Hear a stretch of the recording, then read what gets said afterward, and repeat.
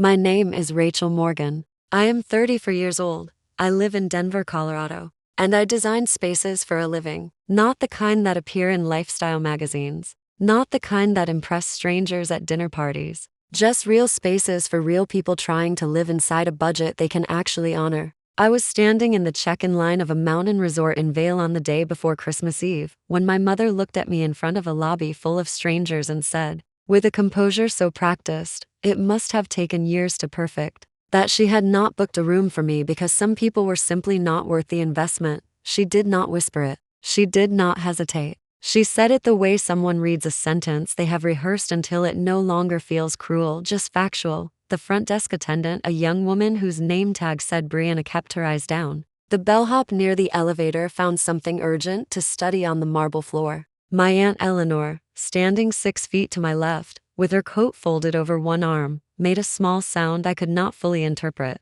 And my mother stood there in her cream-colored cashmere sweater, with her rolling luggage aligned beside her like a perfectly arranged tableau, and waited to see what I would do. What I did was nothing. I just looked at her for a long moment, picked up my bag, and walked out through the glass doors into the cold December air. What she did not know, what none of them knew, was that I had recorded every word. I want to tell you how I got there, because none of it makes sense without the years that came before that lobby. Without the slow accumulation of 1,000 small diminishments that had taught me, finally and irreversibly, that some people will keep doing what they are doing until the cost becomes too real to ignore. My mother's name is Patricia Morgan. She is 61 years old, and she has spent the better part of those years constructing an image of herself as a woman of taste, discernment, and elevated standards. She collects beautiful things. She has opinions about neighborhoods and school districts and the thread count of hotel linens. She speaks in a tone that implies she has seen more of the world than you have, even when she has not. Even when the world she references exists mostly in the interior design catalogs she keeps stacked on her kitchen counter. For most of my childhood, I believe she was simply refined. It took me most of my 20s to understand the difference between refinement and performance. Real refinement does not need an audience. It does not require a comparison. I was the comparison. I always had been. My sister Diane was the version of a daughter my mother had wanted, married young to a man with a good title, living in a house with a proper neighborhood name, posting photos that looked like they had been art directed by someone who understood natural light. Diane and I are 18 months apart, and we have never, not once in my memory, had the kind of relationship where I felt fully seen by her. But Diane was not the one who humiliated me in that lobby. That was entirely my mother. The trip had been organized by my Aunt Eleanor. Eleanor is my father's older sister, not my mother's family at all, which is the first thing you need to understand about the architecture of what happened. My parents divorced when I was 9. My father passed away 6 years ago. Eleanor had loved him completely, the way older sisters sometimes do when a brother is the best version of the family they came from. After he died, she stayed connected to us, to me mostly, because Diane had always kept a careful distance from anyone who reminded her that our family was more complicated than her Instagram suggested. Eleanor had booked the Vail trip, a Christmas gathering, the kind she called a tradition, even though it had only happened twice before. She paid for it generously and without conditions. She had confirmed with everyone individually. She had sent a group message with the reservation numbers, the check-in instructions, a note about altitude sickness, and a recommendation for the restaurant with the best fondue on the mountain. My reservation number was in that message. I had seen it with my own eyes. I knew something had shifted when my mother texted me 3 days before the trip. The message was ordinary on its surface, something about driving together, something about the resort's parking structure, but there was an absence in it that I recognized the way you recognize a smell from childhood. She did not mention my room. She did not reference the confirmation number. She just said, almost casually, that check-in would be smoother if we arrived together. I almost asked directly. I almost typed the words, "Is my room still reserved?" But I had been asking my mother clarifying questions for 30 years, and I had learned slowly and at significant personal cost that her answers were almost never the thing I needed to hear. They were the thing she needed to say.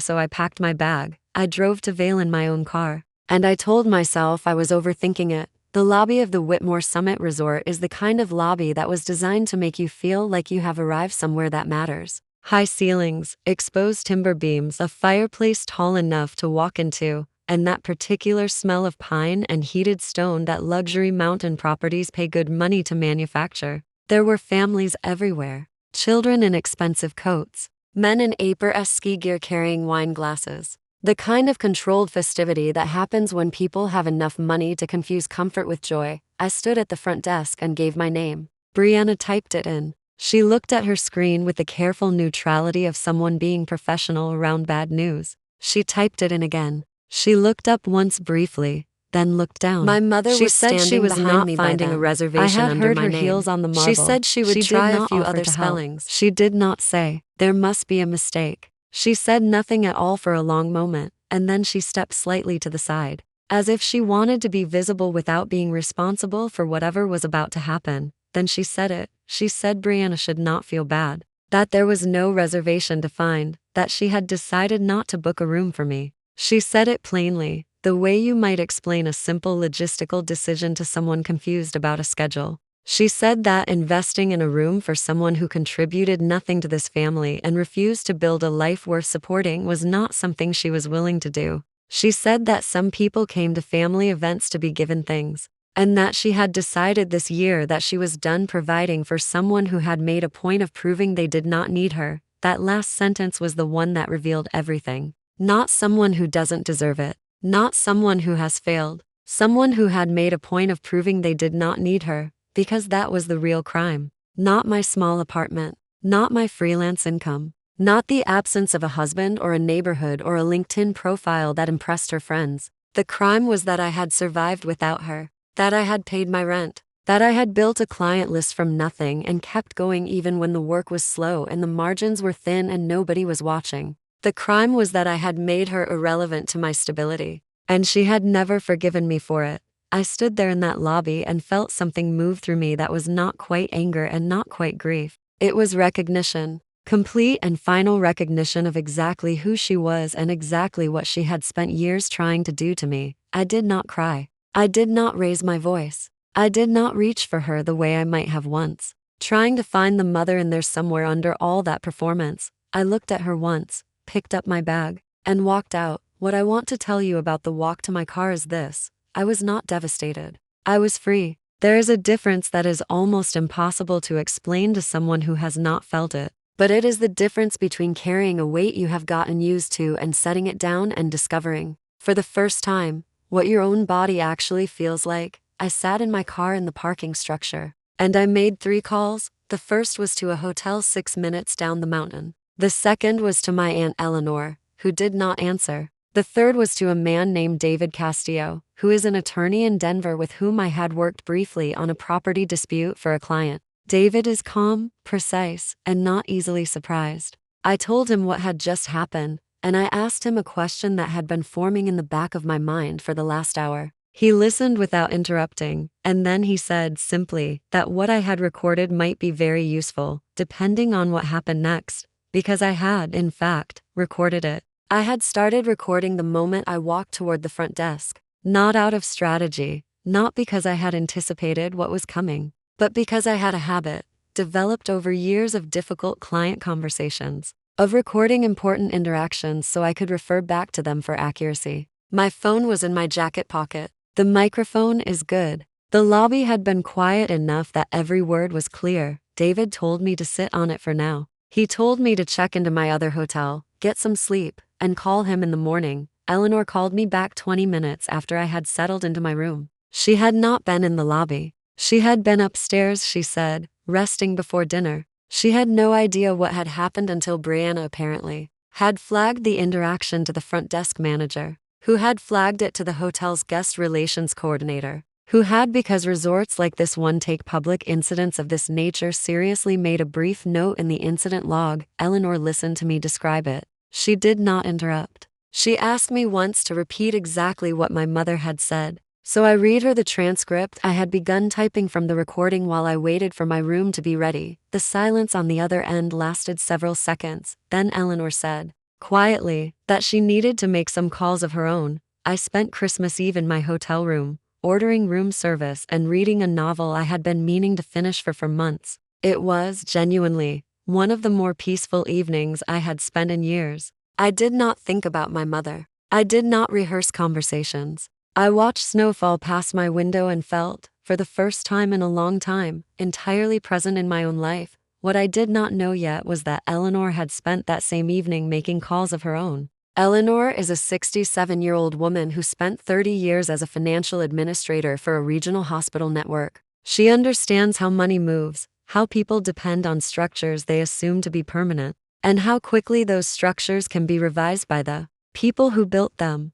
What I also did not know, what I had never known because my mother had been careful to keep it from me, was the full shape of Eleanor's generosity toward our family over the years. I learned Eleanor had it been in providing pieces my over mother the with following what she week, called and each supplemental piece was support more since my father's clarifying than the death. last. A monthly transfer that my mother had come to treat as income, not a loan, not a formal arrangement, just the quiet, private generosity of a woman who had loved her brother and felt, in the absence of him, that keeping his family stable was a way of honoring what he had valued. She had also been covering the gap on Diane's mortgage during the 2 years when Diane's husband's business had been struggling. A gap that had never been publicly acknowledged, never been discussed at family dinners, never appeared in the careful social media narrative my sister curated about their life. My mother had known about both arrangements. She had, in fact, been the one to initially approach Eleanor after my father's funeral, with a careful, composed description of how difficult things had become.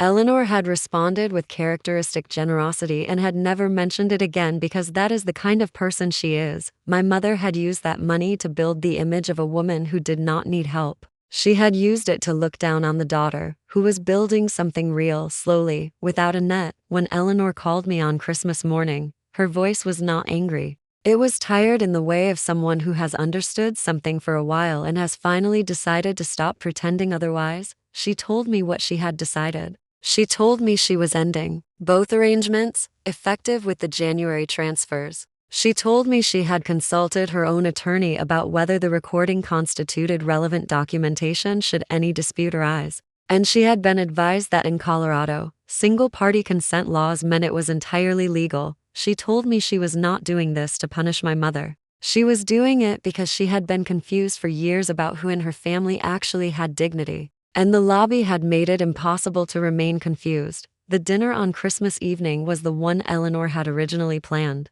She had extended my invitation again, and I had accepted. Not for confrontation, not for satisfaction, but because Eleanor had asked, and I had run out of reasons to organize my life around avoiding my mother's discomfort. The private dining room was beautiful. Candlelight and pine boughs, and a menu that someone had put real thought into. My mother arrived looking immaculate in a way that told me she had spent considerable time on it. She greeted me with the particular warmth of someone who has decided to act as if nothing happened, which is its own kind of message, its own declaration that what occurred is something I should absorb quietly and let dissolve. Diane arrived with her husband, who nodded at me in the way of a man who has heard about something but is hoping it will not require his participation. We sat. Wine was poured. The conversation moved along on its careful surface. Then Eleanor set down her fork, the way people do when they have decided to stop pretending. And she looked around the table with the composed attention of a woman who has run boardrooms and is not afraid of silence. She said she had something to share with the family before the main course arrived.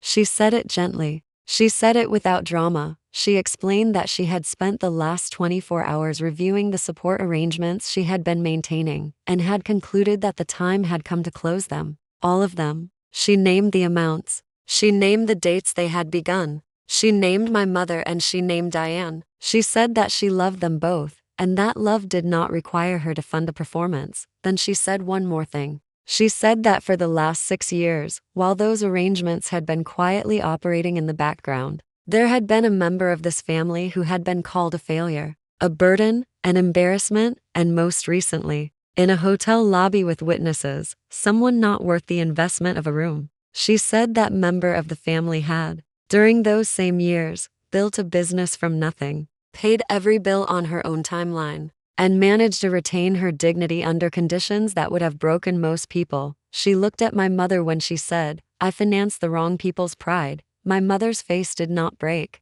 She is too controlled for that, but something left it. Some animation, some certainty, some invisible scaffolding that I had been watching hold her up my entire life. It left all at once, quietly, and what remained looked suddenly older and very tired. Diane began to cry. Her husband reached for her hand, and then seemed to think better of it, and pulled back. I sat still. I did not smile. I had learned something in the last 24 hours that I wanted to hold on to carefully. The opposite of cruelty is not revenge. The opposite of cruelty is accuracy. The calls began the next morning. My mother called 4 times before noon. I let them go to voicemail and listened to them later, one after another, in the order they arrived. The first was composed and brief, asking if we could talk. The second was longer and slightly less composed, suggesting that Eleanor had made a decision based on an incomplete picture. The third was audibly strained, something about stability and consequences, and the fact that she had given me her whole life. The fourth was short. She said she hoped I was proud of myself. I thought about that one for a long time. Proud is not exactly the word I would use. Pride implies I had engineered something, that I had maneuvered for an outcome. But I had done almost nothing. I had walked out of a lobby. I had answered honestly when Eleanor asked what had been said. I had existed for years, without my mother's approval, and that existence steady, unborrowed, accountable had turned out to be the most devastating thing I could have offered. The weeks that followed had the particular quality of aftermath that comes when something that was never entirely real finally stops pretending. My mother downsized within 2 months. The arrangement with Eleanor had been supporting more of her lifestyle than I had understood. The car lease, the membership at a club she mentioned casually, Diane as and her though it husband were a put their given. house The on the trips market she took in annually to February. places I she heard this through a photographed carefully cousin, and not posted through as either of evidence them. of a life The well mortgage lived. Gap Eleanor had been filling had been larger than I knew, and the business my brother-in-law had described as stabilizing had not, apparently, stabilized in the ways that mattered to a bank. My mother texted me in March, not a call, which told me something. The text said, "I want you to know I have been thinking about what happened. I know it was difficult. I want to be better." I read it twice. I read it a third time, looking for the sentence inside it, looking for the word I had never heard her say to me, not once, in 34 years. It was not there. I typed back, "I know you do." And I left it at that, because here is what I have learned about apologies that circle the wound without naming it. They are not apologies. They are negotiations. They are attempts to return to a relationship without paying the admission cost of actual accountability. My mother wanted to be better the way someone wants to lose weight without changing what they eat. The intention was real. The structure was the same.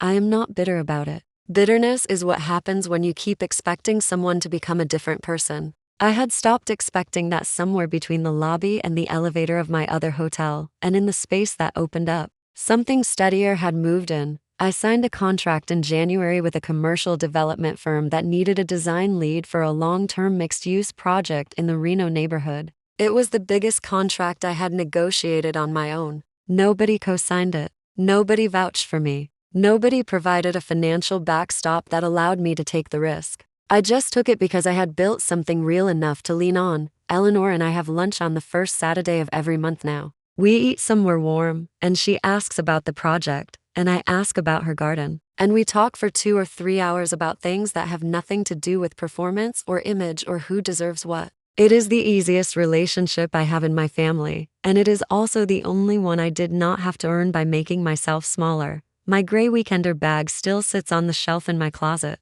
The zipper on the front pocket is slightly worn and one of the wheels is not as smooth as it used to be. I have thought about replacing it many times, and I never quite do, because the last time I carried it into a hotel lobby, someone told me I was not worth the cost of a room. I have a room now. I have several. I have a life that fits me correctly, that was built to my own measurements, and that nobody can revise while I am not looking. My mother thought that withholding comfort was a way of communicating value. She spent 30 years assigning worth to people based on what they needed from her. And she could not survive the moment she encountered someone who had quietly stopped needing anything. That, in the end, is the only thing that ever truly frightened her about me. Not my failures, my independence. Some people only understand love as leverage. And the most clarifying thing you can do for yourself and honestly, for them, is to stop making that leverage available. Stop offering yourself as proof of their power. Stop arriving at the table hoping this time will be different.